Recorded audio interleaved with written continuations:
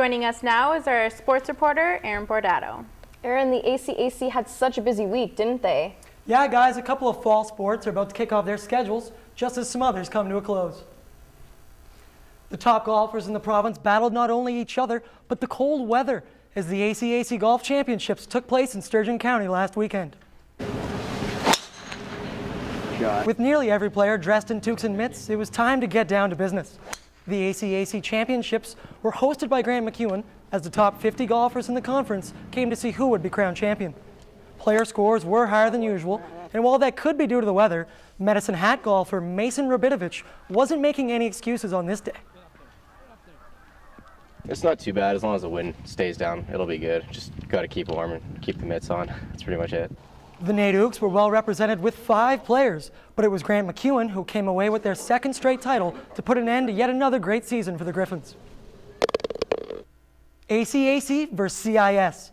The NAIT men's volleyball team tested themselves against some tough competition in preparation for the 2014 season. Some unusual stretches were on hand when the University of Alberta hosted its 10th annual Sofaland Men's Volleyball Classic. 10 teams from across the prairies traveled to the Saville Centre to battle it out for preseason supremacy. The tournament comes just before the regular season kicks off and is used as a final tune-up. To get all the rest off and slowly improve communication, any other thing that helps, to get it out of the way now is definitely a big issue and big factor. The tournament itself was a huge success, and with all proceeds earned in support of men's volleyball, the ACAC is looking as strong as ever. The boys are back at it again as the 2014 ACAC men's basketball season quickly approaches. Different team, same goal. That's the motto the NAIT men's basketball team share as they gear up for another season on the hardwood here at NAIT. Following a disappointing loss in last year's bronze medal game, the Ukes have made a few changes this year. 11 new players were added to the roster this season, and while 4 of them are first-year players, fourth-year point guard Cameron Smith doesn't think inexperience will play a factor. We have a great mix right this year. We got a great mix of talent and experience as well as youth. I think we got a lot of guys who have played, who've been around about a lot of different leagues. Some growing pains could be expected this year, but don't tell the team that, as they predict big things for the 2014 season. They kick off their schedule at home on October 24th. The Edmonton Oil Kings were looking to keep their undefeated record intact in the second half of a home-and-home with the Medicine Hat Tigers. After the Oil Kings were able to steal a win in the dying minutes of their last meeting, all eyes were on the goaltenders, as they would have to bring their A game to keep the puck out of their net. Early in the first now, and it's Tigers goalie Merrick Langhammer making not 1, but 2 monster saves to keep his team in the game, despite these dudes' best efforts. Still 0-0 now, as Ty Stanton walks around Oil King defenders like they're pylons and roofs his first of the year. Let's take another look at that one as he dangles past one defender and snipes top cheddar for the sick goal. That one's getting fouled away in the Dean's list.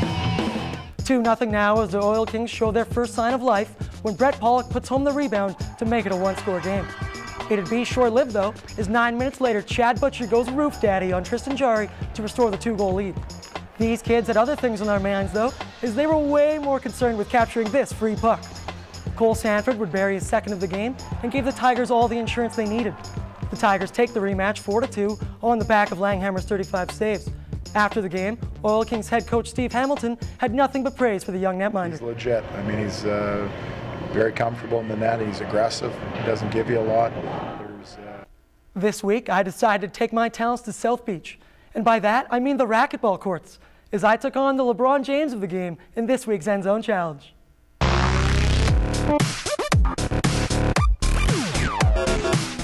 To help me out, I got 3-time Canadian racquetball champion Mark Cowett to join me and teach me the finer points of the sport.